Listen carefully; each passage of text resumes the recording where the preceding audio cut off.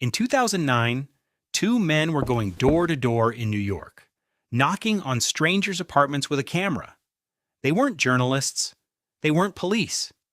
They were the founders of a company now worth over $100 billion.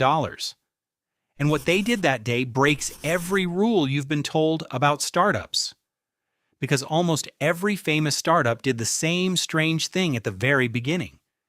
And it's the exact opposite of the advice you'll hear. You're told to think big, to automate, to build something that scales to millions. But in the beginning, the best founders did the opposite, by hand, one customer at a time. In 2013, Paul Graham wrote about it. The man behind Y Combinator, the startup factory that funded Airbnb, Stripe, and DoorDash. His title was a warning disguised as advice. Do things that don't scale. Once you see the pattern, you can't unsee it. Start with those two men in New York, Brian Chesky and Joe Gebbia. Airbnb was dying. Nobody was booking. The listings looked terrible, dark photos taken on phones. A scalable company would have built a tool to fix it. Instead, the founders bought a camera and went door to door themselves. They photographed every apartment by hand. Bookings doubled almost overnight. It didn't scale. It wasn't supposed to. It just worked. Chesky had a rule. Build something 100 people love, not something 1,000,000 people like. Now look at Stripe. Two brothers, Patrick and John Collison. When someone showed the faintest interest, they didn't send a sign-up link. They said, "Give me your laptop." And they installed it right there, on the spot. It got so famous it earned a name, the Collison installation. No funnel, no automation, just two founders refusing to lose a single customer. Then there's DoorDash. It started as one web page with a few PDF menus. They had no drivers, so the founders delivered the food themselves, in their own cars, after class. They were the app. The whole company was 4 students doing the work by hand. But it gets stranger. Tinder had no users. So the founders went physically to college parties.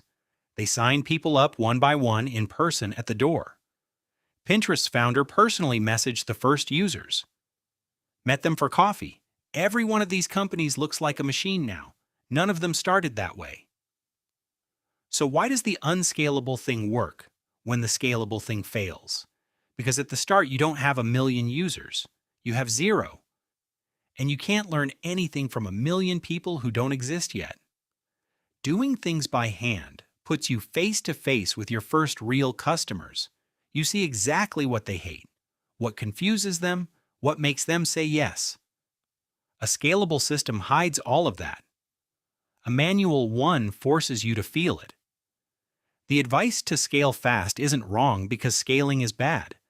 It's dangerous because it tells you to skip the only part that teaches you anything. Most startups don't die from doing things by hand too long. They die from automating too early, building a machine for customers they never understood. So here's what it actually looks like. From idea to first customers. 1. Don't build the big thing yet. Find 10 people with the problem and talk to them. 2. Do the work manually. Be the product. Deliver it, set it up, hold their hand. 3. Watch where they struggle. That's your real product hiding in plain sight.